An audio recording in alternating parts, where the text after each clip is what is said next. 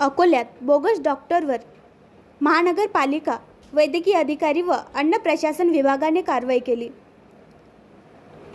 हरिहरपेठ जुनी शहर भागात बोगस डॉक्टरकडून सुरू असलेल्या विनापरवाना वैद्यकीय व्यवसायावर अखेर कारवाई करण्यात आली आहे। महापालिका आरोग्य विभाग व अन्न व औषध प्रशासनाने संयुक्तरित्या केलेल्या कारवाईत डॉक्टर जावेद शेख या बोगस डॉक्टरवर धाड टाकण्यात आली।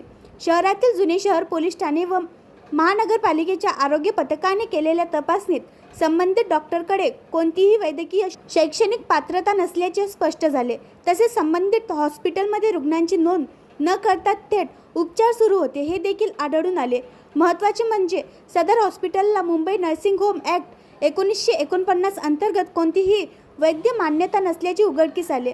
तपासादरम्यान 8 रुग्णांवर उपचार सुरू होते। काही रुग्णांना सलाईन लावण्यात आले होते तर औषधाचा साठा देखील आढळला।